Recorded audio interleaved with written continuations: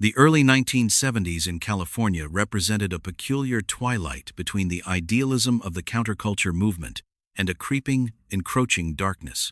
While the previous decade had promised peace and love, the turn of the era brought a grim reality to the sun-drenched coastlines of Santa Cruz. It was a time when hitchhiking was not merely a mode of transport, but a symbol of freedom and communal trust.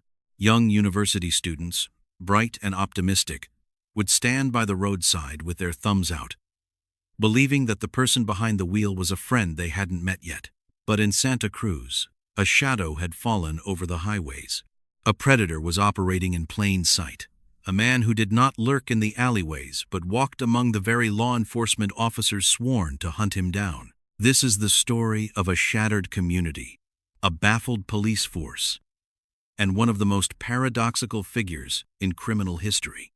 This is the investigation into the co-ed killer. To understand the terror that gripped Santa Cruz in 1972 and 73, one must first understand the geography and the atmosphere of the time. Santa Cruz was known as the murder capital of the world during this brief, volatile period.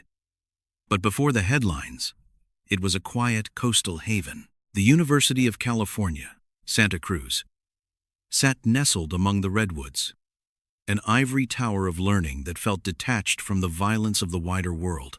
However, the isolation that made the campus beautiful also made it vulnerable. The roads winding through the mountains were often foggy, unlit, and desolate. It was here that Edmund Kemper hunted. Edmund Kemper was a figure who defied the standard profile of a violent offender, at least on the surface. Standing 6 feet 9 inches tall and weighing nearly 300 pounds, he was a giant of a man. Yet, those who knew him described him as gentle, polite, and articulate. He was not a social outcast in the traditional sense. He was a familiar face at local hangouts, particularly a bar called the Jury Room, which was frequented by off-duty police officers. Kemper was known to buy rounds of drinks for the detectives, listening intently as they discussed their cases, including the very crimes he was committing. This proximity to law enforcement was not just a thrill for him. It was a tactical advantage. He learned their shifts, their methods, and their limitations. He understood what evidence they looked for and, more importantly, what they missed. But the story of Edmund Kemper does not begin in Santa Cruz. To comprehend the psychology of the offender, we must look back to 1964, to a quiet ranch in North Fork, California. At the age of 15, Kemper committed an act that should have seen him incarcerated for life. Following a turbulent childhood marked by a strained and psychologically abusive relationship with his mother, Clarnell Strandberg, Kemper was sent to live with his paternal grandparents. The arrangement was intended to provide him with stability, but the internal pressure within the teenager was already reaching a boiling point. On August 27, 1964, the quiet of the North Fork Ranch was shattered. Kemper, using a rifle he had been given for hunting, ended the lives of both his grandmother and his grandfather. When he called the police to confess, he was calm, displaying a detachment that unnerved the responding deputies. He told them he just wanted to see what it felt like. This incident resulted in his commitment to the Atascadero State Hospital, a maximum security facility for the criminally insane. This period of incarceration is critical to the narrative because it highlights a massive failure in the psychiatric and legal systems of the time. At Atascadero, Kemper was tested and found to possess a genius-level IQ. He was highly intelligent, articulate, and capable of analyzing his own psyche, or at least appearing to do so. He became a model prisoner. He worked in the hospital's assessment unit, administering tests to other inmates. This position allowed him to study the methodology of psychiatric evaluation. He learned exactly what the doctors wanted to hear. He learned the language of rehabilitation.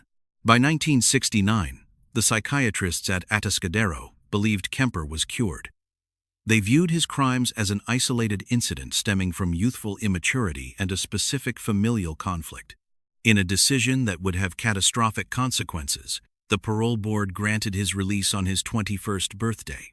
Even more controversially, against the advice of some medical professionals, his juvenile records were permanently sealed. This meant that when he walked out of the hospital, he did so with a clean slate.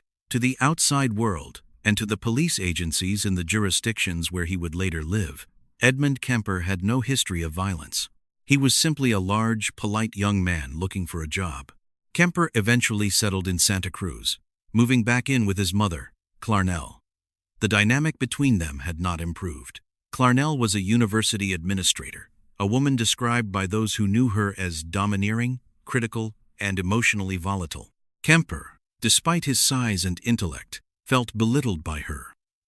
He worked various jobs, eventually finding employment with the Department of Public Works. He applied to become a state trooper, but was rejected due to his size. He was too tall and heavy for the standard uniform and patrol cars. This rejection stung him deeply, fueling a resentment against the system he so desperately wanted to join. It was in 1972 that the disappearances began. The first victims were Marianne Pesci and Anita Lucchesa, two students from Fresno State University who were hitchhiking in the area. They were last seen on May 7, 1972. When they failed to return home, their families raised the alarm, but the police had little to go on.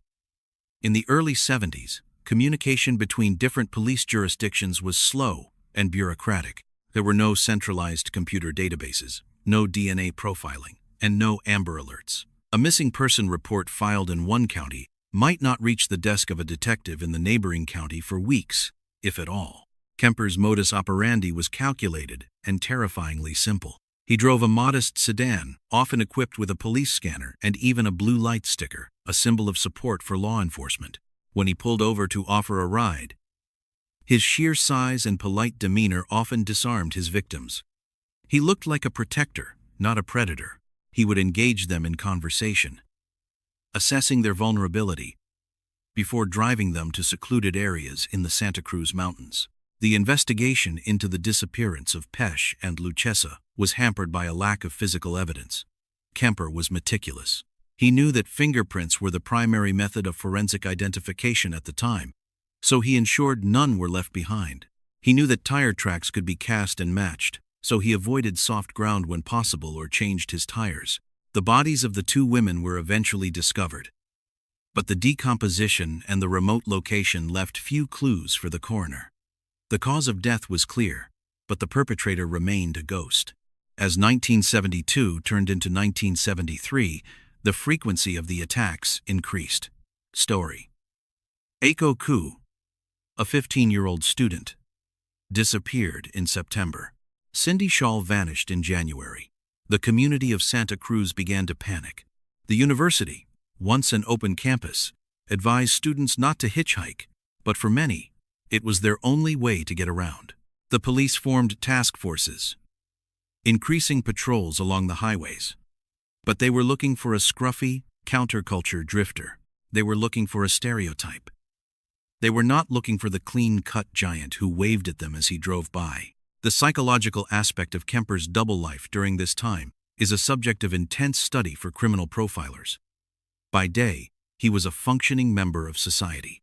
He went to work, he argued with his mother, and he spent his evenings at the jury room bar.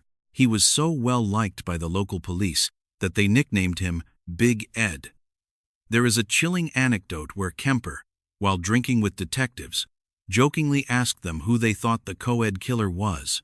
They laughed, never suspecting that the man buying their beer had the evidence of his crimes locked in the trunk of his car parked just outside.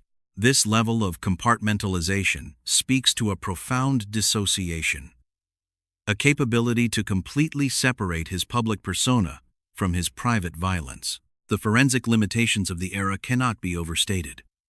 Today, a single hair follicle, a drop of sweat, or skin cells under a victim's fingernails would solve the case in days.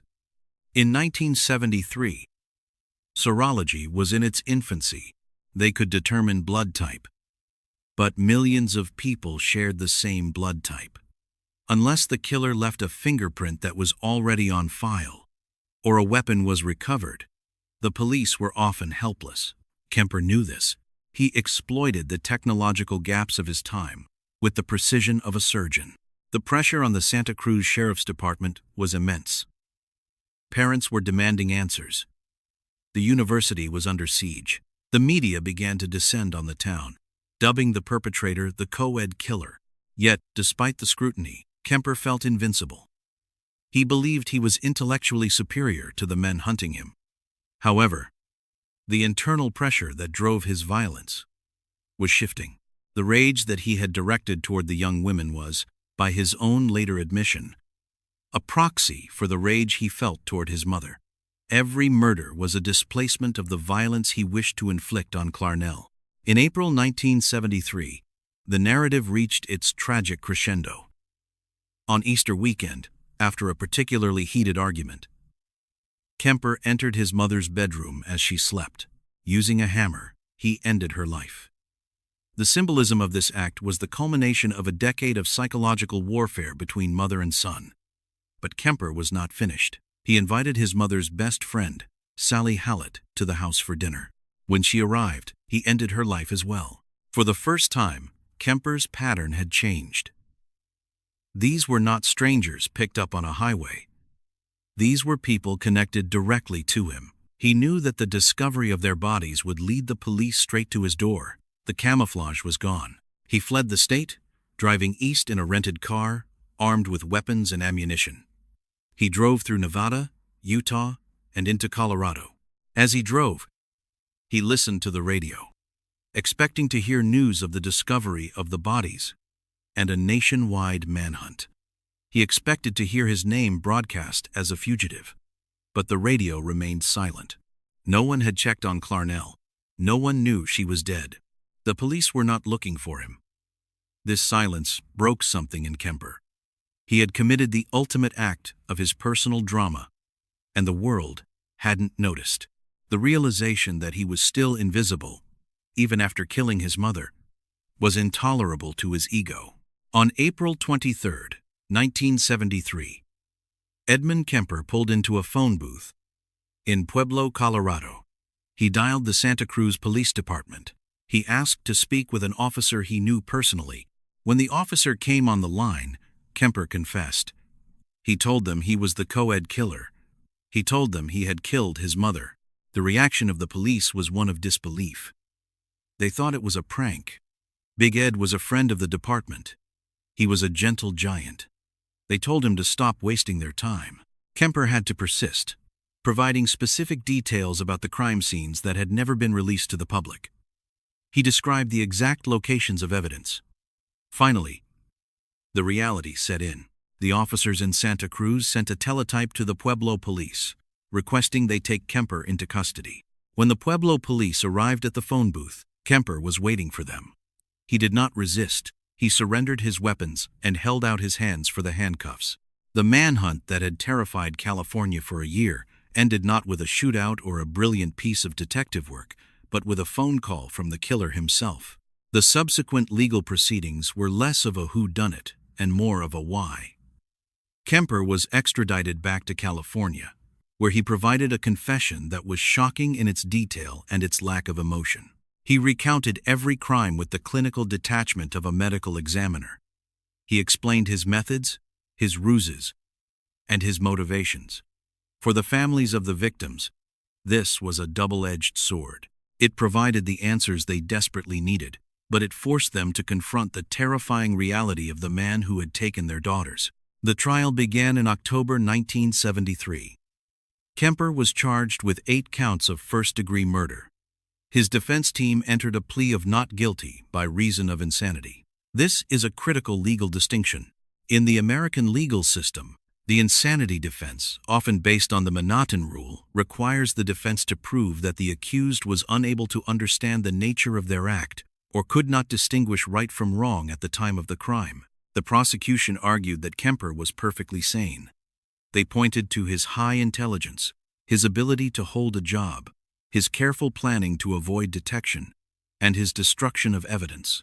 They argued that a man who changes his tires to avoid leaving tracks, who monitors police frequencies, and who constructs elaborate alibis, knows exactly what he is doing, and knows that it is wrong. 3 court-appointed psychiatrists examined Kemper. They found him to be suffering from a personality disorder, but they concluded that he was legally sane. He was aware of the consequences of his actions. He simply chose to ignore them. The jury agreed. On November 8, 1973, after deliberating for less than 5 hours, the jury returned a verdict of guilty on all counts. When it came time for sentencing, the death penalty was technically on the table in California, though it had been temporarily suspended by a Supreme Court ruling. Kemper actually requested the death penalty, stating that he did not see the point of living in prison. However, the judge sentenced him to life imprisonment. He was sent to the California Medical Facility at Vacaville. The story of Edmund Kemper usually ends with the slamming of the cell door, but his impact on the criminal justice system continued for decades. Once incarcerated, Kemper became a unique resource for the Federal Bureau of Investigation. In the late 1970s and early 80s, the FBI's Behavioral Science Unit was in its infancy. Agents John Douglas and Robert Ressler were pioneering the technique of criminal profiling. They wanted to understand the minds of serial killers to catch future offenders. Kemper agreed to be interviewed. He spent hundreds of hours talking to the agents, explaining the thought processes of a predator. He articulated the phases of the hunt, the selection of victims, and the methods of manipulation. He helped them understand the distinction between organized and disorganized killers. Kemper was the quintessential organized offender. Intelligent, socially competent, and methodical. His insights helped the FBI build the database that is used to hunt serial killers today. In a strange twist of irony, the man who wanted to be a police officer ended up teaching the police how to do their jobs, albeit from behind bars. He also became a model prisoner once again. He utilized his skills to narrate audiobooks for the blind, recording thousands of hours of tape. For years, he led a quiet existence within the prison system, interacting with staff and other inmates with the same polite demeanor that had once masked his deadly intentions. He waived his right to parole hearings multiple times, stating to the board that he was not fit to return to society, and that he was happy in prison. The legacy of the co-ed killer case is multifaceted. For the field of forensics, it highlighted the desperate need for better evidence collection and interagency communication. It underscored the limitations of the psychiatric assessments of the 1960s, proving that intelligence does not equal sanity and that a cure for violent psychopathy is a dangerous illusion. Culturally, the case marked the end of an era of innocence. The image of the carefree hitchhiker vanished, replaced by the warning that strangers could be dangerous, no matter how polite or well-dressed they appeared. The blue light sticker on a car was no longer a guarantee of safety. The community of Santa Cruz eventually healed, but the memory of those years remains etched in the local history. We must also remember the victims: Marianne Pesha, Anita Luchessa, Aiko Koo, Cindy Shaw, Rosalind Thorpe, Alice Liu, Sally Hallett, and Clarnell Strandberg. They were students, friends, and daughters with bright futures ahead of them. Their lives were cut short not by a monster hiding in the shadows, but by a man hiding in the light. As we look back on the case of Edmund Kemper, we are left with uncomfortable questions about the nature of evil. We often want our villains to look like villains. We want them to be obviously deranged, visibly dangerous. But Kemper forces us to confront the reality that the most dangerous individuals can be the ones who buy us a drink, the ones who listen to our stories, the ones who seem just like us. Justice was served in the courtroom, but was it served in the grander sense? The system failed to protect the public when it released him in 1969.